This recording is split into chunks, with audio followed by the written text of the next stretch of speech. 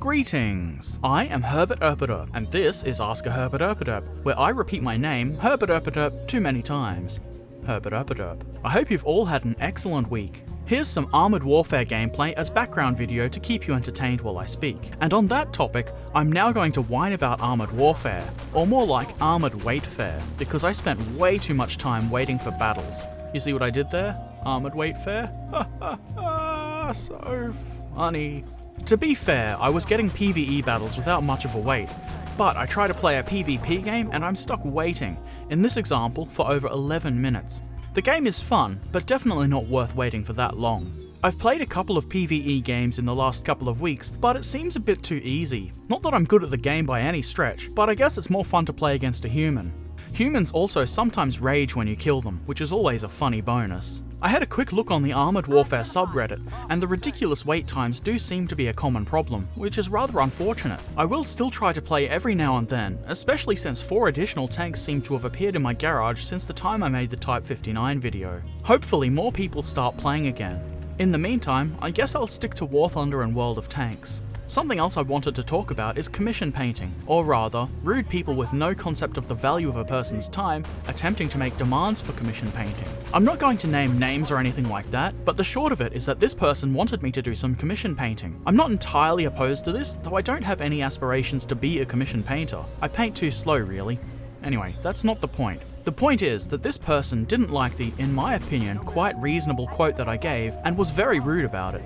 Now, I have a pretty thick skin. Most people's attempts at insult don't bother me. The thing is, when you're asking somebody to do something you either don't want to do or can't do, you're asking for their time. Maybe you don't value your own time, that's fine, but I sure value mine, a lot. Why would I spend my time painting for somebody else when I could just as easily be using that time to paint my own models or do something else I want to do? I wouldn't, unless there was something in it for me. In deciding how much to charge somebody to paint their models, my primary concern is how much time it would take. Not at how good at painting I think I am or the cost of the materials, time is the biggest factor. If you want people's time, you need to compensate them. This is probably obvious to just about everybody over the age of 10. You're not entitled to somebody's time and work. Nobody is obliged to do things for you just because you want them to. While painting models is fun, it is also work. Some people's perception of what is and isn't work is a bit warped, but that's a topic for another time. If you want somebody to work for what would work out to be less than $1 an hour, you're delusional. If you feel that you're right to be abusive because somebody isn't willing to give you their time for almost nothing, you have something wrong with you and you need to fuck the hell off.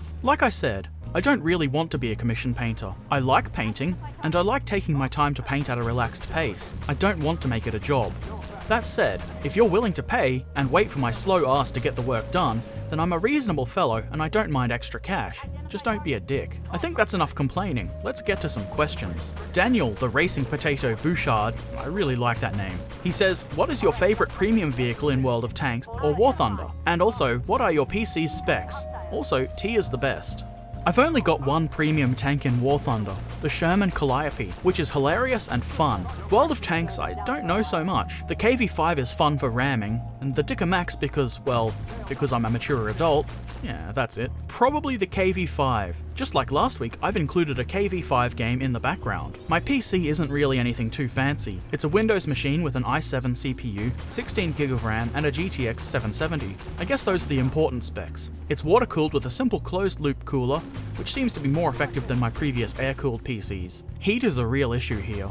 I have been considering upgrading the graphics card, but those things aren't cheap. Also, not really a fan of tea. I kind of wish I was though, then I could ask for tea, Earl Grey, hot. Cooper Hamlin says, if you want to build planes for bolt action, I would recommend going on the Warlord website and looking at the new plane rules that just came out so you can decide on the best choice. Interesting. I am of course assuming you mean the experimental rules for warplanes and not something else that I might have missed. It looks like I will need a few planes so that I've got options. Either way, I see it as a perfect excuse to obtain multiple planes. That way I can bring something with bombs or something with the interceptor rule. Thanks for the recommendation. Ed Isaac says, on the note of Stukas, have you seen Victrix have some 100 scale versions that came out last year? Would you consider using a true to scale model over the smaller 144 ones that are normally used in Flames of War? I did see those Victrix planes when they came out. I guess I forgot about them. Yeah, I'm tempted by those Stukas and the Typhoons. I do already have a Flames of War Stuka and Typhoon, but I will surely pick up both Victrix kits at some point. You get 3 in a box, which is nice. I don't think you really need more than 1 plane for Flames of War,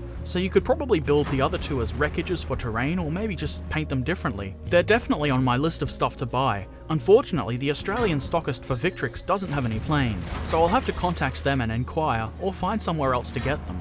Jimmy Bob says, I always knew you were a fellow Aussie. Damn it, my cover is blown! Gaming with Jacob 342 says, which model kit will be easier to build and paint? Airfix 176 tanks, Revel, Rubicon, Flames of War, Bolt Action, or other things like that? I guess like a lot of things, it depends. Flames of War, Bolt Action, and Rubicon plastic kits are all roughly the same level of difficulty to build. That is to say, really quite easy. I'd say they're very beginner friendly in general. Flames of War and Bolt Action resin and metal kits have the potential to be easier and harder than the previously mentioned plastics. They usually have fewer parts, but they also usually need more work to build them and have them look good. A lot of filing, gluing, filling, and bending and such. Airfix and Revel are probably about the same as each other. I've not built anything by Revel recently. Probably about the same or a little bit more complicated than Bolt Action or Rubicon plastics. In my experience, the Airfix 176 tanks can be hit or miss. A while ago I built a Tiger and Cromwell, both from Airfix. The Cromwell was a lovely kit. The Tiger, not so much. I still haven't got up the motivation to complete the diorama I was going to make with those tanks, just in case anybody was wondering. I would say none of those are really easier or harder than each other to paint. The only difference really would be the size of the models. I find painting 28mm scale tanks a bit easier than 15mm, but there isn't really a huge difference in my opinion. Can Burke Owner says, have you seen 2 Aussies called at the same time? I find it very amusing. I have now. They sound like a pair of stupid bogans. Kind of amusing, but too real, man. Too real. Cameron Wolf says, you should start making aircraft in models. It would look good and be cool since I'm making aircraft, so I prefer Revel. He also says, my favourite plane is the A-10. What is your opinion on this amazing aircraft? Aircraft will likely show up at some point. They're never going to be my main focus though. I've not built any Revel kits since I was a kid. I might pick 1 or 2 up though next time I go into a local hobby store. I tend to try avoiding them because I always spend too much money at them. It really is like a plastic crack addiction.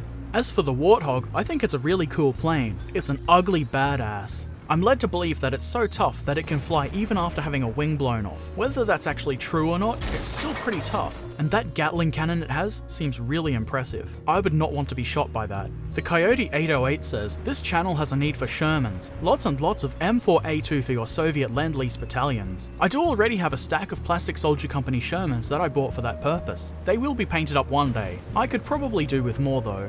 Midlands Airsoft says, paint your KV5s red with white racing stripes. Yes. That way they'll be faster, all the better for ramming your enemies to death with. Good idea. Midlands Airsoft also says, try Blitzkrieg's 28mm stuff, mate. They're awesome in my experience. Their stuff does look really good. I may have to pick up a couple of their tanks. It's interesting that they have both 1/56th scale and 1/48th scale 28mm. That could be a bit confusing, but options are nice. I also noticed that they have a mouse. That is now on my buy list. That is awesome. The Watcher has a couple of paragraphs about Panzer IIIs. It would seem he quite likes them. They're cool looking tanks to be sure. I'm glad to hear the Plastic Soldier Company kit is nice, though I'm not really surprised by that. I don't think there is any shame in copying somebody else's processes if it helps you achieve the looks you're going for. I'd love to see some of your results.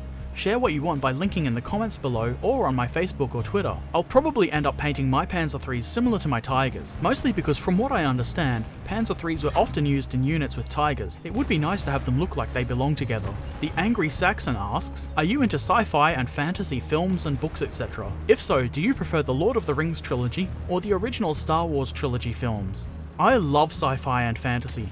Pretty much all of the audiobooks I listen to are either sci-fi or fantasy. If I'm forced to choose between Lord of the Rings or Star Wars, I think I might choose Star Wars. The reality is I enjoy both, though I do prefer Star Trek. The Littlest Mig compliments my videos and voice and mentions magnetization. The main part of his message though is, there's a bunch of stuff coming from Zvezda this year. Would you review their stuff when it comes out? Lots of good stuff for Germans and Soviets, all plastic goodness at reasonable price. And there's a link to a discussion on their 2016 catalogue. I've not built anything by Zvezda Zvezda, though I certainly wouldn't be against it. I will need to find somewhere that stocks Zvezda though. The couple of places I usually order miniatures from don't seem to carry their stuff. I don't read Russian, but I did have a look through that catalogue. There's a lot of stuff in there. From what I can tell, it looks like they've got some new things like IS-2s and ISUs. I don't have enough of those. Also Su-100s, T-34-85s, Jagd Panthers, Jagd Tigers, Elephants and Panthers, Tiger 2s and Sturm Tigers. A lot of really cool stuff. I'll definitely try to get my hands on some of it. If anyone knows of a supplier of Zvezda models in Australia,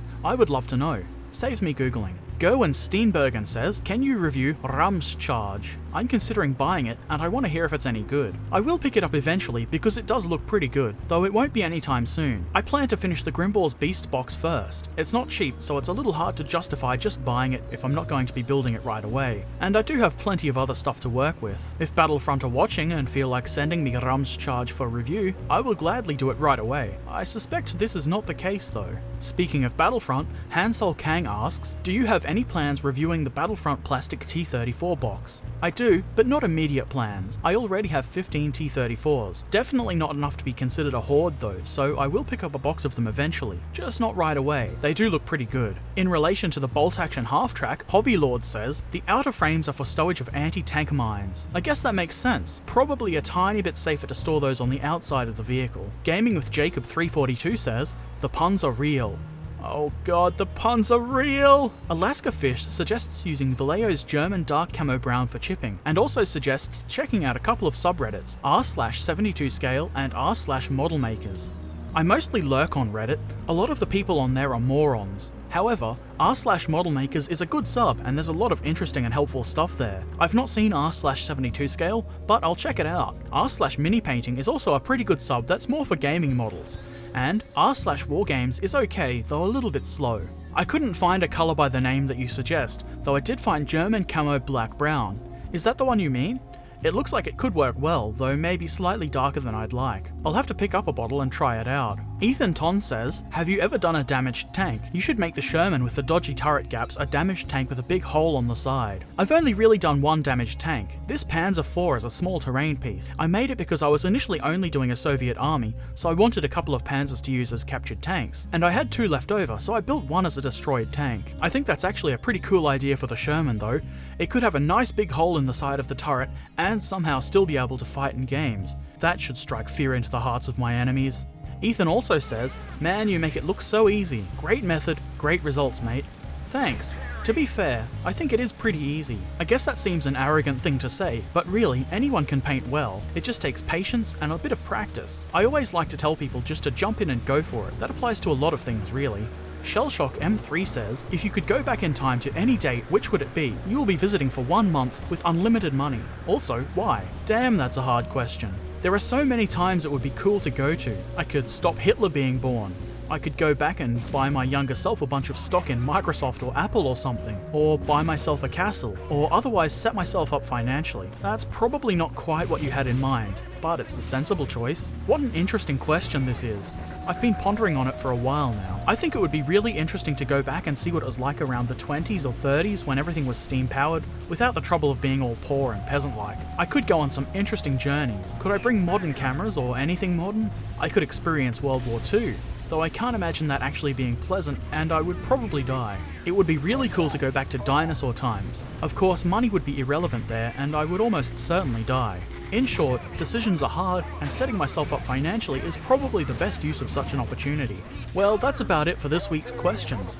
Before I go, I would like to quickly share this World of Tanks video by Oberst Gaming. I'm sure a lot of you have already seen it, but I've never seen a more touching video about tanks.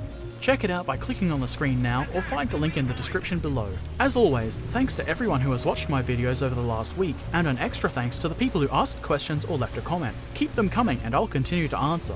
Obviously, you can say things in the comment section below, or follow me on Twitter or Facebook and leave any comments or questions there if you like. Also, I'm considering using Twitter and Facebook to notify people about playing games with me. What I think I will do, potentially this week or next, is play some Rocket League. What I'll do is post on Twitter and Facebook about an hour before I intend to play, to give plenty of notice that I'll be playing a game. To help with this, I've created a Steam community. I guess this can work as a place to gather and work things out or something. It looks like I can schedule an event there and stuff like that. You can find that at steamcommunity.com/groups/Herbert Erpaderp. A link is in the description. Join if you want. If you haven't already, I would certainly appreciate it if you subscribed and checked out some of my other videos. Maybe even give them a like and share them with your friends if you find them useful or entertaining. That'd be cool. As usual, I've included this end card with links to all the videos I've uploaded since the previous Ask a Herbert Erpaderp, so feel free to check them out if you haven't already. So until next week's Ask a Herbert Erpaderp, I shall bid you farewell. Thanks for watching.